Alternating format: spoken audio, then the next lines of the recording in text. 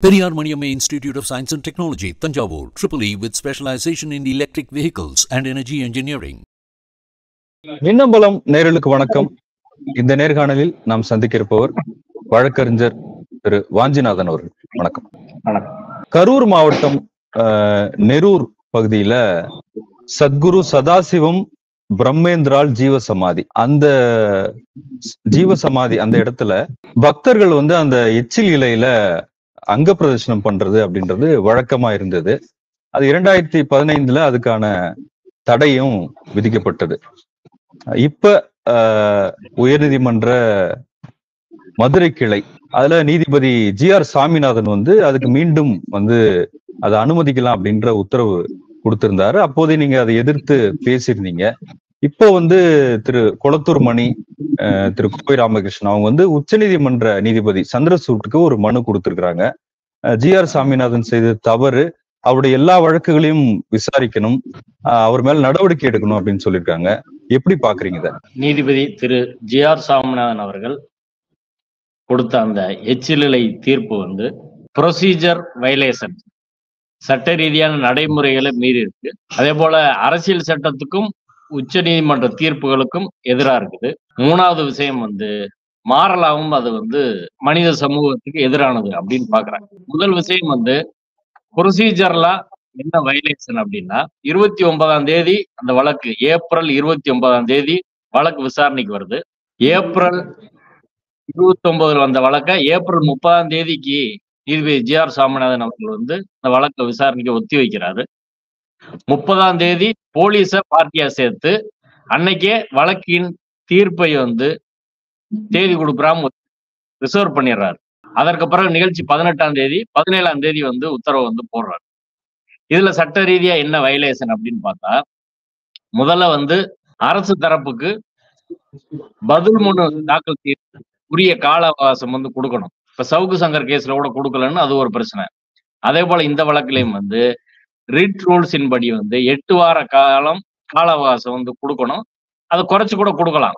ஆனா பதில் மனு தாக்கல் செய்வதற்கான கால அவகாசம் கொடுக்காம செய்யறது தப்பு. ரெண்டாவது, இந்த வழக்குல காவல்துறையை பார்ட்டியா சேர்த்தா அதற்கு பிறகு அந்த வழக்கு நீதிபதி திரு புகழேந்தி அவர்களிடம் செல்ல வேண்டும். உயர் நீதிமன்ற மெட்ராஸ் ஹைகோர்ட் ரிட் ரூல்ஸ் படி எந்த வழக்கை யார் யார் விசாரிக்கணும்னு தெளிவா இருக்குது. அதுல 482 வழக்கை விசாரிப்பவர்கள் தான் கிரிமினல் ரிட் பெட்டிஷனை விசாரிக்கணும். அப்படின்னா அந்த போர்ட்போலியோ இன்னைக்கு மதுரை உயர் நீதிமன்றத்துல நீதிபதி திரு புகழேந்தியிடம் இருக்கு. இப்ப வழக்குல போலீஸ பார்ட்டியா சேர்த்தா அந்த நீதி கன்சர்ன் ஜட்ஜு கிட்ட அந்த வழக்கை அனுப்ப அந்த வழக்கு மீறப்பட்டிருக்கு. ரெண்டாவது, இது ஒரு மத சம்பிரதாயம் அப்படின்னா HRNC அவங்க பார்ட்டியா சேர்த்திருக்கணும். HRNC பார்ட்டியா சேர்த்தா இந்த வழக்கு நீதிபதி திரு C சரவணன் முன்னாடி போயிருக்கணும். அங்கேயும் போல. இது ப்ரொசீஜரை வயலேட் பண்ணியிருக்காங்க. இந்த விஷயத்துல மட்டும் கிடையாது. இதற்கு முன்பாக ஒரு வருஷம் 1.5 வருஷத்துக்கு முன்னாடி பிள்ளையார் ஊர்வலம், விநாயகர் சதுர்த்தி ஊர்வல வழக்குகள் இதே போல நீதிபதி சிவஞானத்திட்ட வருது. அவர் தான் போலீஸ் வழக்குல கிரிமினல் ரிட்ட விசாரிக்கணும். சில வழக்கறிஞர்கள் என்ன பண்றாங்கன்னா, ரெவன்யூ மட்டும் பார்ட்டியா சேர்த்து நீதிபதி திரு GR சாமிநாதன் போறாங்க. அப்ப அடிஷனல் அட்வொகேட் ஜெனரல் அங்க உள்ள நீதிபதி திரு வீரகதிரவன் அவர்கள் அங்க சீனியர் ஜட்ஜிட்ட போய் அட்மினிஸ்ட்ரேட்டிவ் ஜட்ஜிட்ட மென்ஷன் பண்ணி 2 ஜட்ஜிட்ட இருக்கு, இது இன்கன்வீனியன்டா இருக்கு, ஒரு ஜட்ஜிட்ட போடுங்கன்னு சொன்னோனையும் அன்னைக்கு அட்மினிஸ்ட்ரேட்டிவ் ஜட்ஜா இருந்த நீதிபதி திரு PN பிரகாஷ் GR சாமிநாதன் அவர்களிடம் இந்த வழக்கு எல்லாத்தையும் போட்டாங்க. இதை திராவிடர் கழக தலைவர் திரு மாண்புமிகு வீரமணி அவர்கள் கொஸ்டின் பண்ணி தலையங்கம் எழுதினாங்க. AAG யார்கிட்ட கேட்டு போய் இதை மென்ஷன் பண்ணாரு, இந்த ஏற்கனவே ஒரு நீதிபதி விசாரிக்கும் போது இதை ஏன் மாத்துறாங்க என்ற கேள்வி எழுப்பியவுடன் மறுபடியும் தலைமை நீதிபதி தலையிட்டு அதே நீதிபதிட்ட நீதிபதி திரு சிவஞானம் அவர்கிட்ட போய், இப்ப இத நான் தான் விசாரிப்பு வழக்கு அப்படின்ற முறையில செய்யறது ரிட் ரூல்ஸுக்கு நீதிபதி GR சாமிநாதன் அவர்கள் என்ன சொல்றாருன்னா, அவர் தீர்ப்புல டிவிஷன் பெஞ்சும் சிங்கிள் ஜட்ஜும் 226 கான்ஸ்டியூஷன் ப்ரொவிஷன் ஆர்டிகல் 226 விசாரிக்கிறோம், 2 சமம் தான் அப்படின்னு சொல்றாரு. ஆனால் அது சட்டப்படி சரி கிடையாது, 2 சமம் கிடையாது. சிங்கிள் ஜட்ஜோட ஆர்டருக்கு அப்பீல் டிவிஷன் பெஞ்சில் தான் வந்து 2 நீதிபதிகள் கொண்ட அமர்வுக்கு தான் வந்து போக முடியும். உச்ச நீதிமன்ற தீர்ப்பையும் வந்து அவர் வந்து மதிக்கணும். உச்ச நீதிமன்றத்தின் 5 நீதிபதிகள் தீர்ப்பு சொன்னா 2 நீதிபதிகள் அதை மதிக்கணும். 5 நீதிபதிகள் அதை மதிக்கணும். 2 நீதிபதிகள் சொன்னா 1 நீதிபதி மதிக்கணும். நீதித்துறை மரபு பல்வேறு வழக்குகள்ல உச்ச நீதிமன்றம் அதை தெளிவுபடுத்தியிருக்கு. மெட்ராஸ் ஹைகோர்ட் ரிட் ரூல்ஸ்லயே வந்து அதை வந்து தெளிவுபடுத்தியிருக்கிறாங்க. இப்ப ரிட் ரூல்ஸ் நீதிபதி அவர்கள் மீறி இருக்கிறார். உயர் நீதிமன்ற 2 நீதிபதிகள் அமர்வு தீர்ப்பை மீறி இருக்கிறார். உச்ச நீதிமன்ற தீர்ப்பை மீறி இருக்கிறார். இது நேரடியாக ஜுடிஷியல் இன்டிசிப்ளின். இந்த விஷயத்துக்கு வந்து நேரடியாக உயர் நீதிமன்ற தலைமை நீதிபதியும் உச்ச நீதிமன்ற தலைமை நீதிபதியும் நடவடிக்கை எடுக்கலாம். அதற்கு தான் வந்து திரு கொளத்தூர் மணி அவர்களும் கோவை ராமகிருஷ்ணன் அவர்கள் மனு கொடுத்திருக்காங்க. இன்னும் நிறைய பேர் மனு அனுப்புறாங்க. அதனால தலைமை நீதிபதி அவர்கள் தலையிட்டு நீதிபதி திரு ஜி.ஆர். சாமிநாதன் அவர்களுடைய இந்த விதிமீறல்களுக்கு உரிய நடவடிக்கை வந்து எடுக்கணும். அடுத்து சட்ட ரீதியா என்ன அப்படின்னு பார்த்தா, அரசியல் சட்டத்துக்கு முரணா இது எப்படி இருக்குது அப்படின்றத பொறுத்தவரை வந்து அரசியல் சட்டத்தின் அடிப்படை உரிமை, அரசியல் சட்டத்தின் நோக்கம் ஒரு தனி மனிதனின் கண்ணியத்தை பாதுகாப்பது, சமூகத்துல சமத்துவம், சுதந்திரம், சகோதரத்துவத்தை அதை வந்து ஊக்குவித்து ஒரு சமத்துவ சமுதாயம் உருவாக்குவதுதான் அரசியல் சட்டத்தின் நோக்கம். இப்போ ஒரு கோர்ட்டுக்கு வராரு, நான் வந்து என்னை இழிவுபடுத்திக்கிறேன், இந்த மத சடங்கின்படி நான் பார்ப்பனர் போட்ட எச்சிலையில உருள்றதுக்கு என் ஃபண்டமெண்டல் ரைட் வந்து தனி மனித மாண்பை நாங்க விட்டு கொடுத்து நான் வந்து உருள்றேன், என்னை நானே இழிவுபடுத்திக் கொள்கிறேன், இதுக்கு நீதிமன்றம் அனுமதி தாங்கன்னு வந்தா எந்த நீதிமன்றமும் அதற்கு அனுமதி கொடுக்க கூடாது. தன்னைத்தானே இழிவுபடுத்திக் கொள்வதற்கு எந்த மனிதருக்கும் உரிமை இல்லை. அரசியல் சட்டம் அதை சொல்லவில்லை, நீதிமன்றம் அது உதவக்கூடாது. இழிவை போக்குவதற்குத்தான் அரசியல் சட்டம் கொண்டு வரப்பட்டது. ஆனா தன்னைத்தானே இழிவுபடுத்திக்கிற சொல்லி ஒருத்தர் வராரு, நாளைக்கு பல விஷயங்கள்ல வருவாங்க, கோயிலுக்கு நான் போக விரும்பல அப்படின்னு சொல்லி நாளைக்கு வந்து வரலாம். அதை நீங்க ஏற்றுக்குருவீங்களா? இதே போல சொத்துரிமை பெண்கள் மத நம்பிக்கைகள்ல வந்து ஆர்டிகல் 25ல சில விஷயங்கள் சொல்லியிருக்கிறாங்க இல்லையா? அவங்க ஒரு வழியில வழிபாடு செய்ய அவங்களுக்கு உரிமை இருக்கு. அப்படி இருக்கும்போது இதுல வந்து நீங்க சொல்ற மாதிரி இப்ப பிராமணர்கள் சாப்பிடுறாங்க, மற்ற சமூகத்தினர் வந்து உருள்றாங்கன்ற மாதிரி இப்போது நடந்த நிகழ்ச்சி இல்ல. இப்ப அதுல வந்து பிராமணர்களும் வந்து அதுல அங்க பிரச்சனை செய்யறாங்க இல்லையா? அப்படி இருக்கும்போது அதுல வந்து ஒரு அவங்க விருப்பப்பட்டு அவங்க பக்தியோட செய்யறாங்க ஒரு விஷயத்த. அதாவது அங்க சமைக்கிறது பிராமணர்கள், அந்த இலையை எடுக்கிறது பிராமணர்கள், உருள்றது நான் அங்க விசாரிச்ச வரை இதுக்கு முன்னாடி நடந்த நிகழ்வுகள் எல்லாம் மத்த ஜாதிக்காரங்க தான் உருள்றாங்க.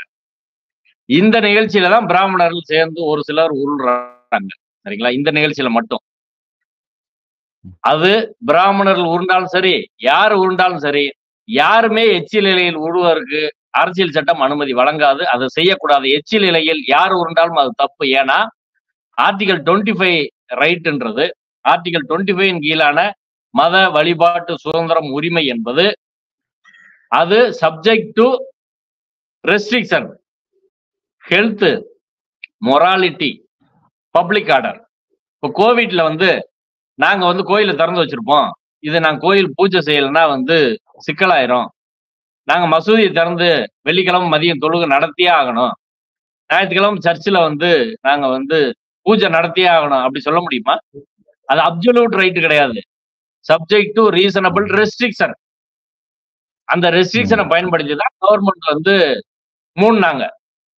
25(2)B இருக்கு. 25(2)B இந்து மத நிறுவனங்களை வந்து எல்லா சமூகத்திற்கும், இந்து மதத்தில் உள்ள மற்ற சாதிகளுக்கு திறந்து விடுவதற்கான உரிமை வந்து அரசியல் சட்டமே கொடுத்திருக்கு. அப்ப அரசியல் சட்டம் 25(2)B படி ஒரு மத பழக்க வழக்கம், பண்பாடு மற்றவர்களை இழிவுபடுத்தினா அரசாங்கம் சட்டம் கொண்டு வந்து அதை ரெகுலேட் பண்ண முடியும். பல்வேறு வழக்குகள்ல உச்ச நீதிமன்றம் 25(2)B-யும் 25-ம் 26-ம் முரண்பட்டால் 25(2)B தான் வந்து வலிமையானது அப்படின்னு வந்து சொல்லியிருக்கிறாங்க. ஒரு மத உரிமை அப்படின்றது வந்து முற்று முழுதான உரிமை கிடையாது. இப்ப நீங்க வந்து கோயில்கள்ல அங்க பிரதர்சனம் காலங்காலமா பண்ணிட்டு வராங்க, கோயிலை சுத்தி உருள்றாங்க, இதை தடை செய்யன்னு யாரும் சொல்லல, அது அவங்க விருப்பம், அது யாரையும் இழிவுபடுத்தவில்லை. நீதிபதி அவர்கள் தீர்ப்புல சொல்றாரு, அழகு குத்துறாங்க, தீ மிதிக்கிறாங்க அப்படின்னா அது அவங்களே அவங்கள வருத்திக்கிறாங்க, வேற ஆள் இழிவுபடுத்தல. நீங்க எச்சில் இலையில உருள்றது அப்படின்றது இன்னொருவரை இழிவுபடுத்துவது, மனித மாண்பை தாழ்த்துவது.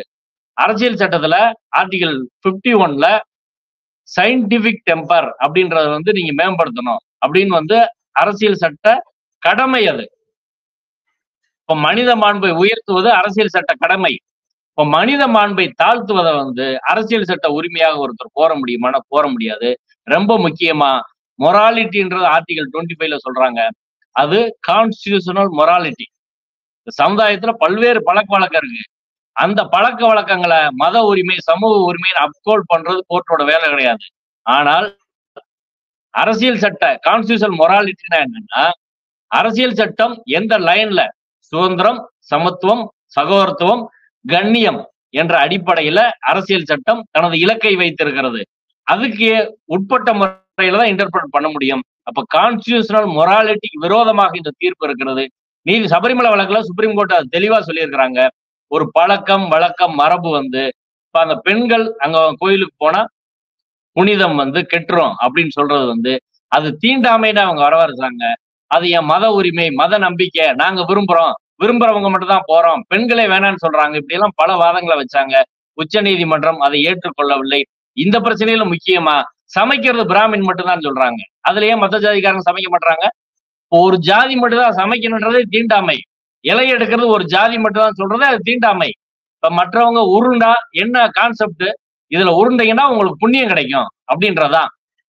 அப்படி பிராமணர்கள் சாப்பிட்ட எச்சியல் இலையில மற்றவங்க உருண்டா புண்ணியம் கிடைக்கும். அவங்க சமைக்கிற உணவை நீங்க சாப்பிட்டா உங்களுக்கு புண்ணியம் கிடைக்கும்னா நீங்க தாழ்ந்தவங்க, புண்ணியம் கிடைக்கும்னா நீங்க உருளணும் அப்படின்ற கான்செப்ட் வருது. அதனால கான்ஸ்டிடியூஷனல் மொராலிட்டிக்கு சபரிமலை வழக்கு இருக்கு, இன்னும் பல்வேறு வழக்குகளுக்கு எதிராக இந்த தீர்ப்பு இருக்குது. எவர் ஒருவரையும் நீங்க மத நம்பிக்கை என்ற அடிப்படையில, பழக்க வழக்கம் என்ற அடிப்படையில தாழ்த்த முடியாது, புனிதம், தீட்டு என்ற அடிப்படையில ஒன்ன வச்சிருக்க முடியாது அப்படின்றதான் சட்டம். இல்ல இப்ப நீங்க சொன்னீங்க, இப்ப அரசு நினைத்தால் ஒரு சட்டம் போட்டு அதை மாற்ற முடியும் அப்படின்னு சொன்னீங்க. இப்ப இந்த வழக்கிலே இந்து சமய அறநிலைத்துறை ஏன் இணைக்கல அப்படின்ற கேள்வி எழுப்புறீங்க. இப்ப அரசாங்கத்தை பொறுத்த வரைக்கும் அவங்க என்ன சார் சொல்றாங்க? அதாவது இப்ப 2015ல தடை பண்ணிட்டாங்க. ஹைகோர்ட் தடை பண்ணிட்டாங்க. தடை பண்ண பிறகு அரசாங்கம் உயர்நீதிமன்ற உத்தரவே அது சட்டம் தான். அப்படி இருக்கிற போது அரசாங்கம் அதுல தலையிட வேண்டிய, இன்னைக்கு திமுக அரசு தலையிட வேண்டிய எந்த அவசியம் அதுல கிடையாது. அப்ப ஆனா வழக்கு வழக்கு விசாரணைக்கு வர்ற போது திமுக அரசின் வழக்கறிஞர்கள், குறிப்பாக மதுரை உயர்நீதிமன்ற கிளையில அடிஷனல் அட்வொகேட் ஜெனரலா இருக்கக்கூடிய திரு வீர கதிரவன், பாஸ்கரன், இப்படி அங்க உள்ள ஸ்பெஷல் கவர்மெண்ட் பிளீடர் இலக்கு, இன்னும் இந்த வழக்கில் ஆஜரான வில்லவன் கோதை, இப்படி எல்லாரும் இருக்கிறாங்க.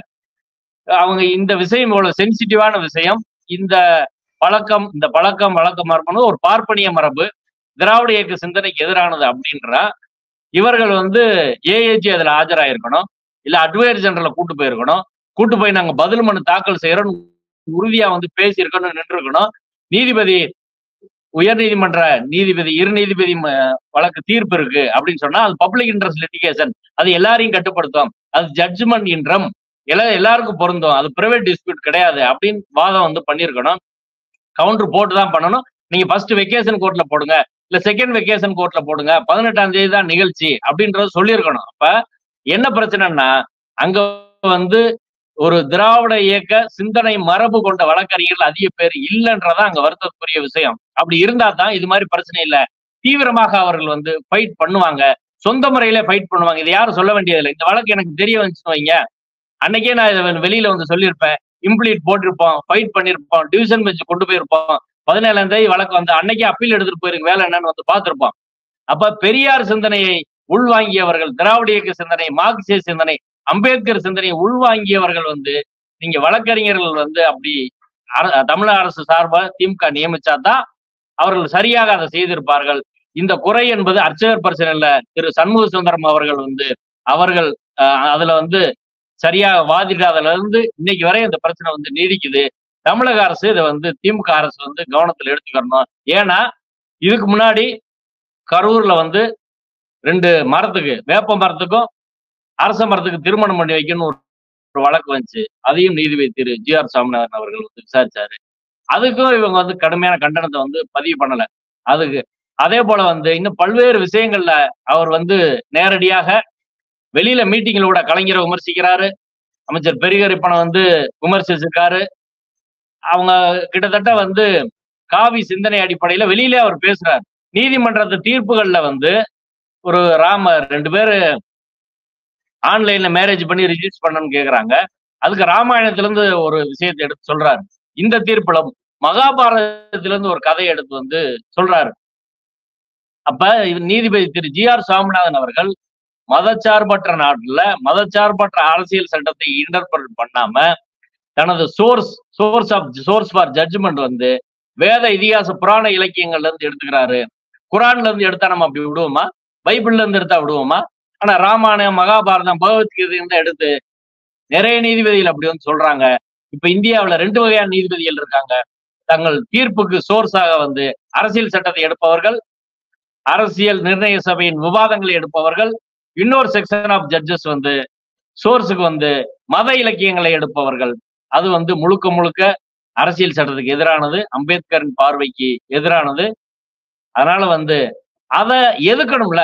இப்ப இந்த பிரச்சனை கூடங்க எச்சில் நிலையில உருளலாம் அப்படின்றது அது பார்ப்பனி ஏராளமான சடங்கு இப்படி வந்து வச்சிருக்கு. நீங்க உருளுங்களேன்னு எந்த கட்சியும் பேச மாட்டேங்குது. சரிங்களா? எல்லா கட்சியும் இதை எதிர்க்கணும்ல. இப்படி ஒரு தீர்ப்பு வந்து கொடுக்க முடியுமா? ஒரு ஜனநாயக நாட்டுல, அரசியல் சட்ட நாட்டுல இப்படி ஒரு கேவலமான அரசியல் சட்ட விரோத தீர்ப்பு கொடுக்கிற போது அரசியல் கட்சியெல்லாம் வெகுட்டு இருந்திருக்கணும். ஆனா எந்த கட்சியும் வந்து எதுக்கல. இதுக்கு முன்னாடி பல தீர்ப்புகள் அப்படி வந்துகிட்டே இருக்கு. அப்ப யாருதான் வந்து அதை எதுக்குறது? அப்ப அரசியல் சட்டத்தை காப்பாற்ற வேண்டிய கடமையும் பொறுப்பும் அரசியல் கட்சிகளுக்கு இருக்கு, எல்லாருக்கும் இருக்கு. அந்த அடிப்படையில் தான் இந்த தீர்ப்பை வந்து எதிர்க்கிறோம். அரசியல் சட்டத்தின் மீது நம்பிக்கை கொண்டு அதன் மேல் உறுதிமொழி எடுத்துக்கொண்டு வந்த நீதிபதிகள் அதை வந்து காப்பாற்றணும். அதான் வந்து சரியா இருக்கும்னு நான் வந்து நினைக்கிறேன். அப்படி இல்லைன்னா உச்ச நீதிமன்ற தலைமை நீதிபதியும் உயர் நீதிமன்ற தலைமை நீதிபதியும் அவர்களுக்கு எதிராக நடவடிக்கை எடுத்து அரசியல் சட்டத்தை காப்பாற்ற வேண்டும். நீங்க சொன்ன மாதிரி நீதிபதி ஜி.ஆர். சாமிநாதன் வந்து அவர் பாலச்சந்தர் படத்துல இருந்து கூட காட்சிகள்லாம் கூட ஒரு கோட் பண்ணியிருந்தார் இதுக்கு முந்தைய தீர்ப்புகள்ல. அப்ப எல்லாத்தையுமே சட்ட ரீதியா நம்ம எதிர்கொள்ள முடியும், உச்ச நீதிமன்றத்துக்கு போக முடியும், மேல்முறையீடு செய்ய முடியும்ன்ற விஷயங்கள் இருக்கத்தானே செய்யுது. இல்ல சட்ட ரீதியானா இப்ப அந்த ஃபங்க்ஷன் நடந்து முடிஞ்சிருச்சுல தமிழ்நாட்டுல. இப்ப இனிமே இல்ல இன்னொரு முற்போக்கான மாநிலத்துல அப்ப இப்படி ஒரு நிகழ்வு வந்து 17ஆம் தேதி தீர்ப்பு சொல்லி 18ஆம் தேதி நடந்துருச்சு. பொது சமூகம் கொதிச்சிருக்கணும், அரசியல் கட்சிகள் கொதிச்சிருக்கணும். எல்லாமே சட்ட ரீதியா இந்த பிரச்சனையை வந்து தீர்க்க முடியாது. இப்ப ஜல்லிக்கட்டை நம்ம சட்ட ரீதியா தீர்க்கல, போராடி தீர்த்தோம். அப்ப வெளியில இந்த அளவுக்கு வந்து இது இழிவு அப்படின்னு வந்து பக்தர்களும் மக்களும் வந்து கருதணும். மற்ற விஷயங்கள்லாம் நம்ம வந்து சொல்லல. நிறைய பேர் இப்ப பூக்குழி இறங்குறன்னு சொல்லி தீயில இறங்குறாங்க. இப்படி பல்வேறு விஷயங்கள் நடக்குது. ஆனா இழிவுபடுத்துவதை வந்து ஆன்மீக உலகமே வந்து பொறுத்து கொள்ளக்கூடாது அப்படின்றதான். இப்ப அடுத்த கட்டமா அரசு இன்னைக்கு வரை அப்பீல் போடல. உடனே அரசு வந்து அப்பீல் போடணும். போட்டு இந்த பழக்கத்தை வந்து தடை செய்யணும். இண்டிவிஜுவல் நபர்களும் போடுவாங்க. அரசாங்கத்துக்கு பொறுப்பும் கடமை இருக்கு, ஹெச்ஆர்என்சிக்கு பொறுப்பு இருக்கு. ஹெச்ஆர்என்சி மினிஸ்ட்ரி சம்பந்தமா வந்து கருத்து சொல்லணும். இது போன்ற நிகழ்வுகளை வந்து நம்ம அனுமதிக்கிறோமா அப்படின்றது இருக்கு. பக்தர்களே தங்களை தாங்களே இழிவுபடுத்திக் கொள்கிறோம் என்று வந்தாலும் அதை அரசாங்கம் அனுமதிக்க கூடாது. அடுத்து இது டிவிஷன் பெஞ்சில் போட்டாலே இந்த தீர்ப்பு சட்ட செய்வதற்கான எல்லா வாய்ப்புகளும் இருக்கிறது. ஆனால் இதை தாண்டி மக்கள்கிட்ட வந்து ஒரு பிரச்சாரம் பண்ண வேண்டியிருக்கு. அது வந்து குறிப்பா இந்த சடங்கை ஆதரிக்கிற பார்ப்பனர்கள் உள்ளிட்ட பார்ப்பனர்ல 2 வகை. ஒண்ணு சனாதன பார்ப்பனர்கள் இருக்காங்க, சாதாரண பார்ப்பனர்கள் பிராமணர்கள் அவங்க வந்து இருக்கிறாங்க. இப்ப இப்படிப்பட்ட நிகழ்வுகளை எல்லாரும் ஆதரிக்கிறாங்களா? கொஞ்சம் பேர் தான் அதுலயும் ஆதரிக்கிறாங்க. அவர்களையும் நம்ம கன்வின்ஸ் பண்ணி இது போல நிகழ்வுகள் வந்து ஒட்டுமொத்த மானிட சமூகத்துக்கு எதிரானது அப்படின்றத நாம் பிரச்சாரம் செய்ய வேண்டிய தேவையும் அவசியம் இருக்கிறது. பெரியார் தான் நீண்ட காலமா செஞ்சார். அண்ணா, கலைஞர்லாம் அதை தொடர்ச்சியா செஞ்ச முதல்வரும் அந்த கருத்துல வந்து உறுதியா இருக்கிறாரு. இது ஒரு மூவ்மெண்டா நம்ம வந்து மாத்தி மக்கள்கிட்ட இது போல வந்து தங்களை இழிவுபடுத்திக் கொள்ளும் மூட நம்பிக்கையையும் கடவுள் நம்பிக்கையும் வேறாக பார்ப்பதற்கு நாம் ஒரு நிலைத்த சிந்தனையை வந்து உருவாக்கணும். எல்லோருக்கும் அந்த கடமை இருக்கு. நன்றி சார், உங்களுடைய நேரத்துக்கு மிக்க நன்றி. நன்றி. Periyar Maniamma Institute of Science and Technology, Tanjavur, EEE with specialization in electric vehicles and energy engineering. மின்னம்பலம்.com தமிழின் முதல் மொபைல் பத்திரிகை.